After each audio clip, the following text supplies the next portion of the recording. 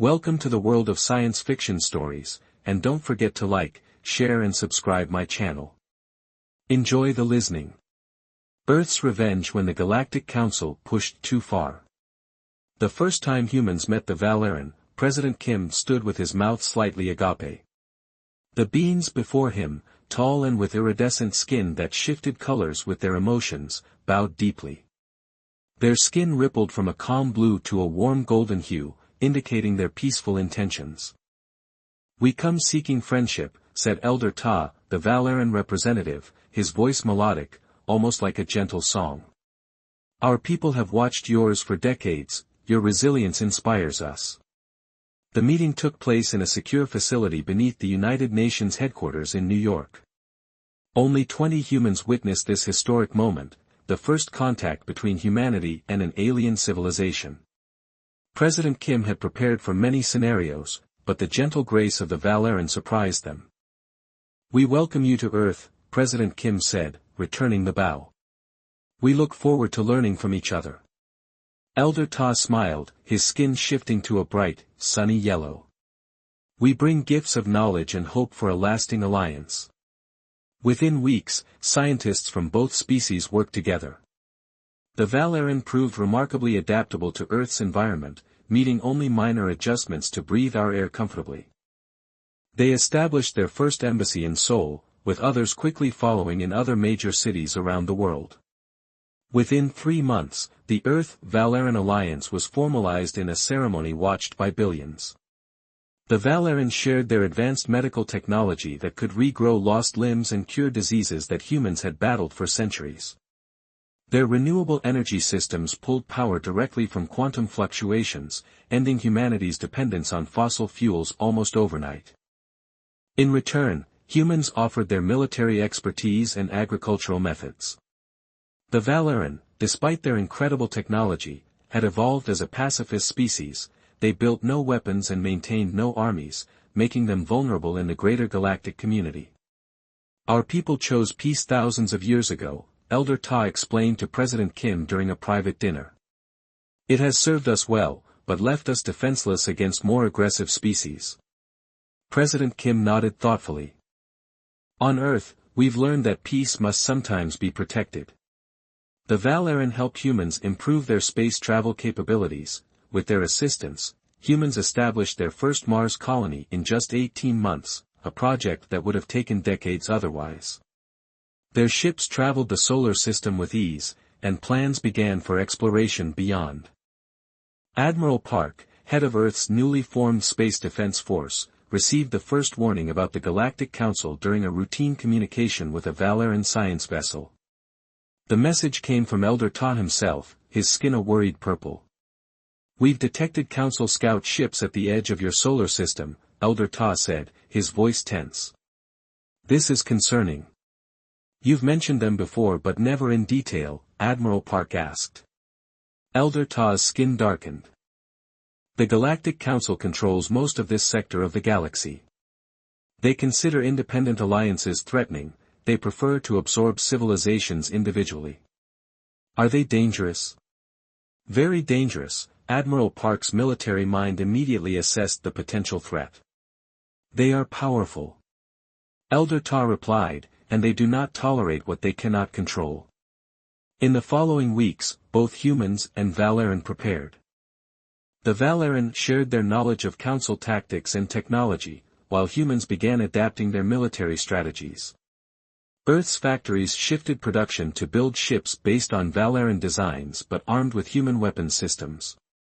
6 months after first contact, the Council sent its first official communication. They demanded a meeting with representatives from both Earth and Valeran. "Prime, we must comply," Elder Ta advised during an emergency session with Earth's leadership. To refuse would provoke them. Earth's selected diplomat, Lee, a calm and experienced negotiator, was chosen to lead their delegation. 5 other humans accompanied her, along with 3 Valeran, including Eldra. Their journey to the Council station took 2 weeks aboard a Valeran ship. When they arrived, Diplomat Lee was struck by the massive scale of the Council headquarters, a space station larger than Earth's moon, housing representatives from hundreds of worlds. Yet, despite its impressive size, the station felt cold and sterile. The council representatives, a mix of 6 different alien species, met them with thinly veiled hostility. Your partnership violates established protocols for emerging species, High Counselor DRA stated coldly. He was tall and gaunt, with gray skin and 4 eyes that blinked independently of each other. Earth should have been assessed individually before any alliance was permitted. We were unaware of such protocols, Diplomat Lee replied calmly. The Valeran approached us peacefully, and we responded in kind. We see no reason why sovereign worlds cannot form alliances of their choosing. High Counselor DRA's 4 eyes narrowed.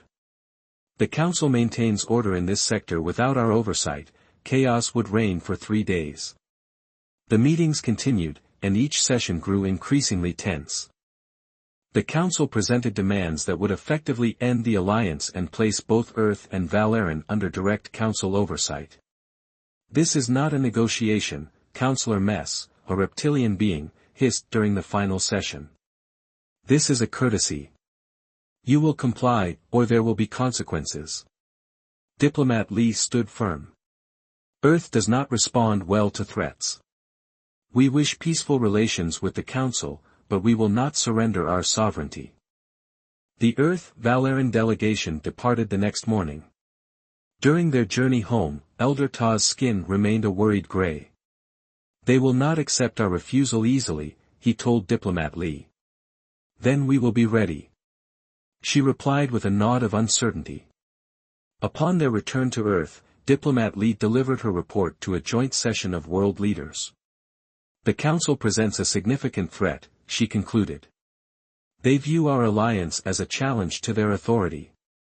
President Kim ordered increased production of defensive systems, and the Valeran shared more of their technology, helping humans prepare for possible conflict. 3 days later, the attack came without warning. Council warships materialized above Valeran Prime, hundreds of them appearing simultaneously from faster-than-light travel. Before any defense could be mounted, they unleashed antimatter weapons. The peaceful planet's surface boiled under the assault, cities vaporized, forests burned, and oceans turned to steam. 8 billion Valeran perished in hours.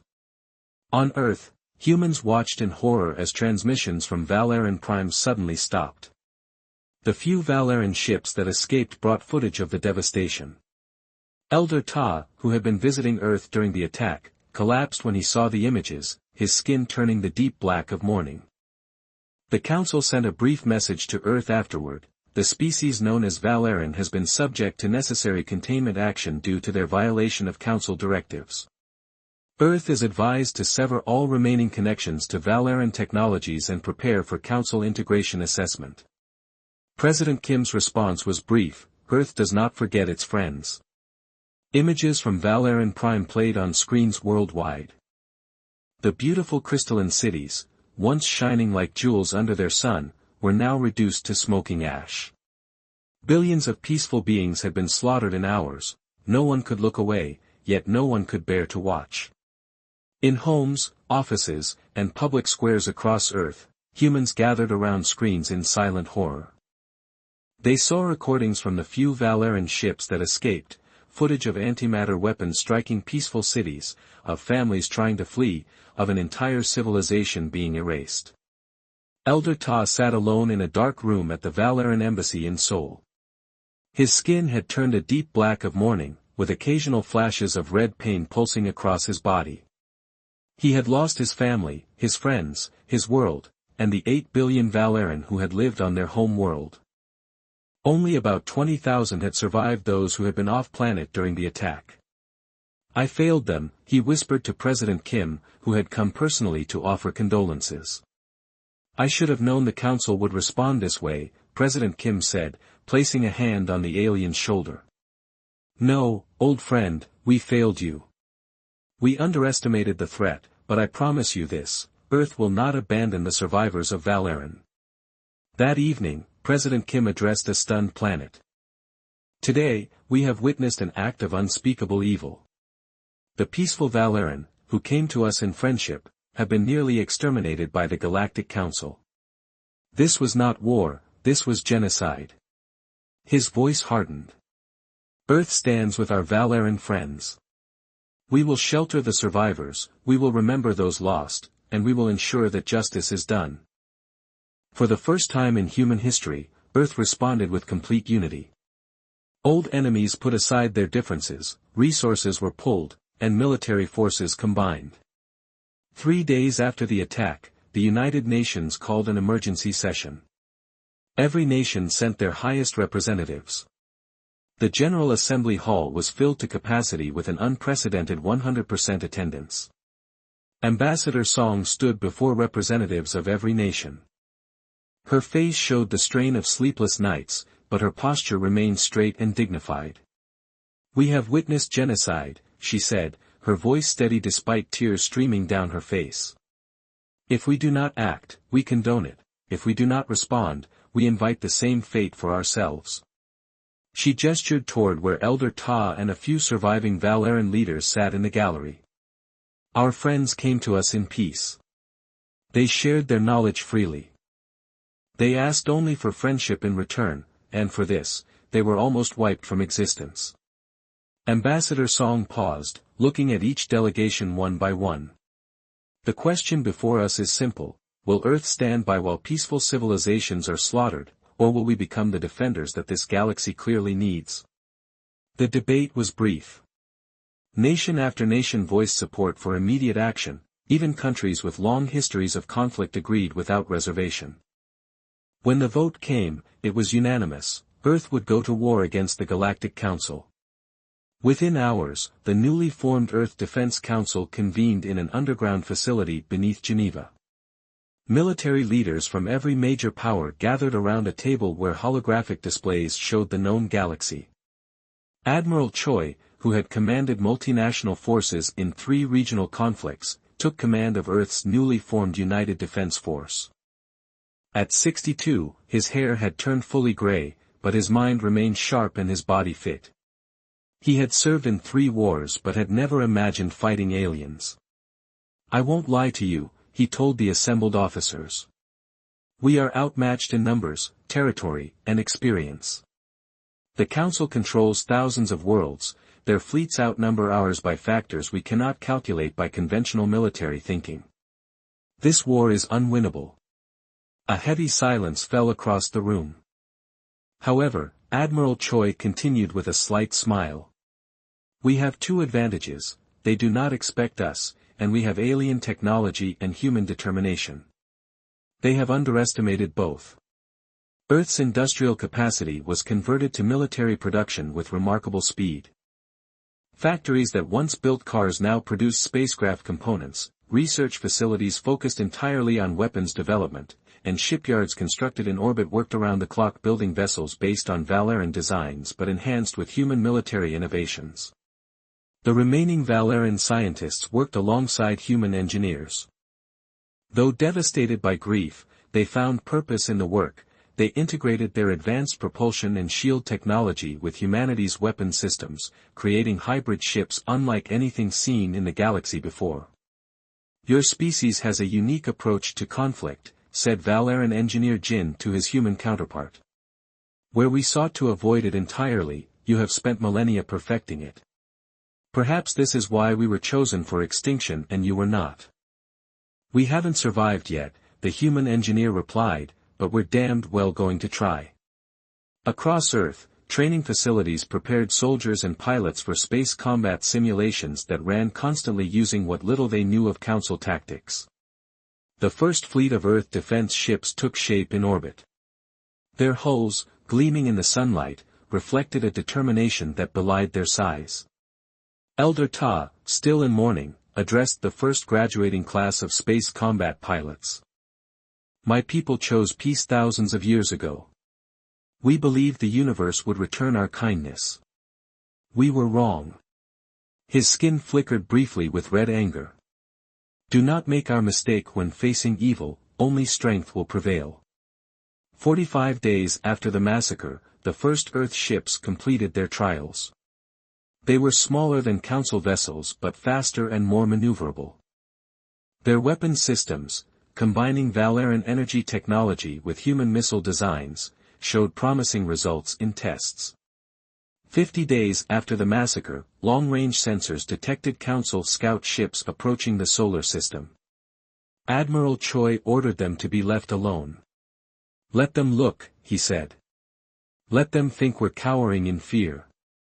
58 days after the massacre, Admiral Choi and Elder Ta stood on the bridge of the flagship. Around them, a fleet of 100 Earth vessels prepared for their first mission. "Are you certain of this course?" Elder Ta asked, his skin showing flickers of worried purple. "Your planet risks the same fate as mine." Admiral Choi nodded solemnly. "Some principles are worth any risk, old friend. Some lines must be defended no matter the cost." 60 days after the massacre, with Earth's first fleet ready and more ships nearing completion each day, Admiral Choi broadcast a message on all frequencies the Council used. His weathered face appeared on Council communication systems across thousands of worlds. To the leadership of the entity known as the Galactic Council, he began, his voice calm but resolute, "I am Admiral Choi of Earth's United Defense Force. You murdered our friends, believing we would cower, you mistook our patience for weakness. You will not survive this era." His eyes narrowed slightly. 8 billion Valerian cry out for justice. Earth has heard them, and we are coming. With that declaration, Earth's first fleet activated their enhanced FTL drives and vanished from the solar system, heading toward Council space. The war had begun. The first human strike targeted a minor Council outpost near Alpha Centauri.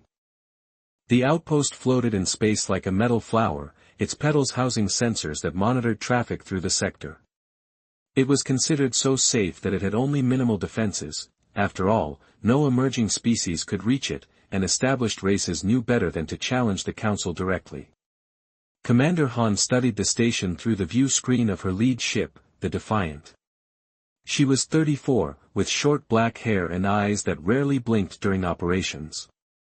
Before this mission, she had commanded special forces in Earth-specific conflicts. Now she led 3 ships, small, fast vessels using modified Valerian and stealth technology. "Status report," she said quietly.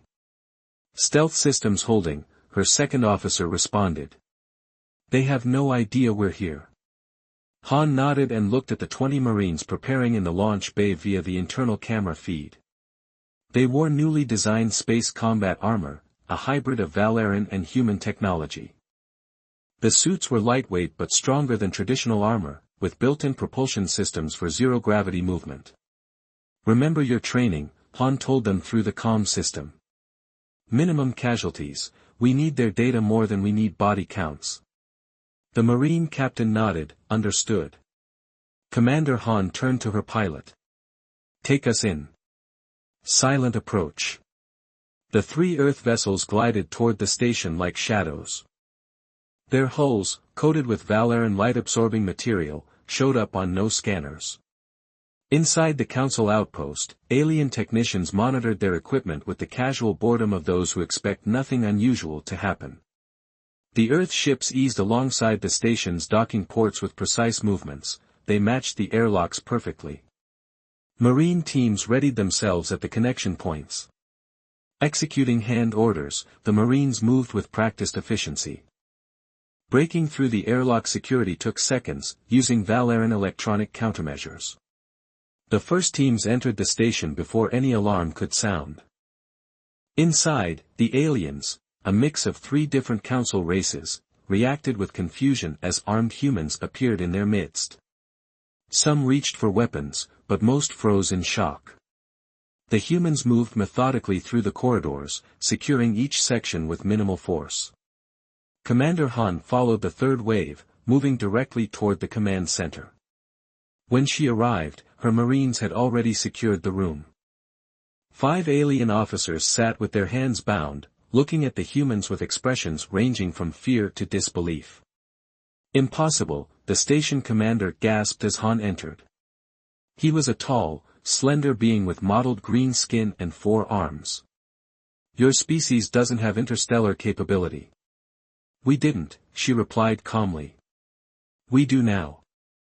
The operation took less than 20 minutes, no council personnel died, though several suffered minor injuries. The humans downloaded the station's complete database, star charts, communication protocols, fleet positions, and security codes, before leaving. Han gathered the station personnel in the main hall. Your communications will be restored in 1 hour, she informed them. You will tell your superiors exactly what happened here. Tell them Earth remembers Valeran Prime. The 3 ships departed as quietly as they had arrived, leaving the stunned council personnel to wonder how a supposedly primitive species had bypassed their defenses so easily. News spread through council space with alarming speed. Reports reached the central worlds within days. Primitive humans from that unremarkable blue planet had somehow developed military capabilities that shouldn't have been possible for centuries. High Counselor Drav called an emergency session. This is a troubling development, he stated to the assembled council members. The Earth creatures were supposed to be contained to their own system for at least another century. Clearly, the Valeran influence accelerated their development. Counselor Mess, this validates our decision to eliminate the Valeran, another member hissed. Yet now we face a new problem. These humans have shown they can strike our facilities with impunity. High Counselor Drav's 4 eyes blinked in sequence. Deploy the 7th Fleet to secure all outposts in that sector and send the 3rd Fleet to finish what remains of the Valeran colonies. We cannot allow any further collaboration between these species. The Council's 7th Fleet, 50 warships of various sizes, spread throughout the sector, reinforcing outposts and establishing patrol patterns. The 3rd Fleet, smaller but more heavily armed, set course for the Valeran colony world of Tice, where the few thousand Valeran who had lived off-world had gathered after the destruction of their home world. When the 3rd Fleet arrived at Tice, expecting an easy victory against a defenseless target, they found something unexpected. Earth vessels already orbited the planet, their unusual configuration unlike anything in Council records. Captain Yun commanded the Earth Defense Force at Tice. She had been a submarine commander before joining the United Defense Force and, at 45, had spent more time operating in 3-dimensional combat environments than almost anyone else in Earth's military. A Council fleet approaching her, her sensor officer reported 15 warships. Yun studied the tactical display. My force consists of only 7 ships, 2 for a conventional battle deployment according to Pattern Hydra, she ordered. Prepare swarm drones. The Earth vessels moved into an unusual formation that confused the Council targeting systems. Rather than grouping together for mutual protection, the standard tactic used by most galactic civilizations, they spread out in seemingly random positions. Meanwhile, each ship released dozens of small automated drones that raced toward the Council fleet. On the lead Council vessel, the commander watched with confusion. What are they doing? This formation makes no sense. The small objects are approaching rapidly. His second officer reported, they appear to be unmanned, destroy them. The commander ordered the Council ships to fire their energy weapons at the incoming drones. Many were destroyed, but for each one eliminated, 3 more seemed to appear. The drones weren't attacking, they were creating a complex electronic interference pattern that disrupted the Council ships' communications and sensors. Captain Yun employed guerrilla tactics that bewildered the numerically superior Council forces.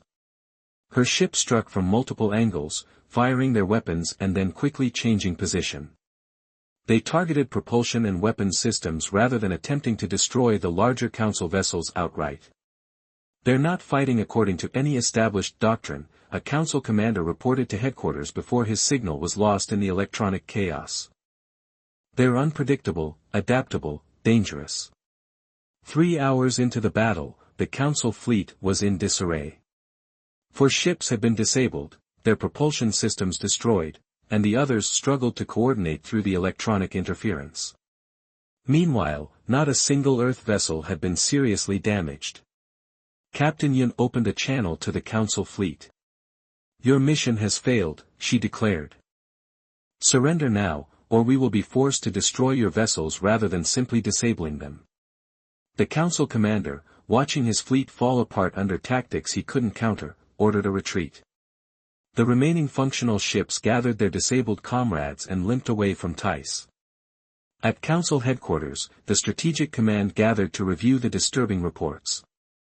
Recordings from both engagements played on large screens around the chamber. High-ranking military officers from various council species watched in growing concern. "They don't fight like any species we've encountered," said Fleet Admiral COV. "They don't follow standard formations or established rules of engagement." A senior science advisor added, "Their technology shouldn't be possible. We never considered that they could combine Valeran theoretical systems with practical applications. It's as if they think differently about warfare itself." High Counselor Drav looked at the assembled military leaders. How did they defeat a force twice their size at Tice? "Unconventional tactics," Fleet Admiral CTH admitted reluctantly. "They fight asymmetrically, they target weaknesses rather than engaging in direct force confrontation. This is unexpected." As more reports came in from other sectors, small, lightning-fast human strikes against council facilities followed by quick retreats, the strategic command faced an uncomfortable realization. "They have awakened something we didn't understand," suggested an older counselor quietly. "The destruction of Valeran Prime was a miscalculation." High Counselor Drav's 4 eyes narrowed. "Nonsense. They are merely an emerging species with borrowed technology. Deploy the main fleets, crush this rebellion before it spreads." But in the privacy of his quarters later that night, Drav reviewed the battle footage again. Nothing about the human fighting style, disturbed him deeply. The Council had conquered hundreds of species over thousands of years, but none had adapted so quickly or fought so creatively. For the first time, he wondered if the Council had made a terrible mistake. As Earth forces pushed deeper into Council space, something unexpected began to happen. On worlds long ruled by Council authority, suppressed species watched the human victories with growing hope. The first to reach out were the Nith, a race of beings with crystalline bodies who had been conquered 3 centuries earlier and forced to mine resources for the Council. "We have followed your battles," said Nith leader Kel, speaking to Admiral Choi via secure transmission. "You fight in ways the Council cannot predict. We wish to join you." Within weeks, the Dijans also made contact with their ability to see across vast distances. They offered valuable intelligence on Council fleet movements. Then came the JX, the Maiar, the Kalian, and 2 other races, each bringing their own unique abilities and burning desire for freedom. Elder Ta, one of the few surviving Valeran leaders, smiled for the first time since the destruction of his home world. "The Council's greatest fear is coming true," he said. "They sought to prevent alliances, and now they face the largest coalition this sector has ever seen." Admiral Choi nodded thoughtfully. "Every empire in human history eventually fell when they stretched too far and treated their subjects too harshly. The Council is no different. The expanding alliance changed the nature of the war. Earth ships now received repairs at hidden Nethri outposts. Quan engineers helped modify Earth weapons to be more effective against Council shields. 6 months into the conflict, High Counselor Drav faced growing criticism from other Council members.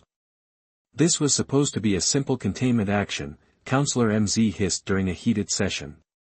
"Now we fight on 12 fronts against races that should never have united. The humans are the key." Drav insisted, his 4 eyes blinking rapidly in agitation. "Destroy them, and this coalition crumbles." The Council mobilized its greatest fighting force. The battle for supremacy had only just begun.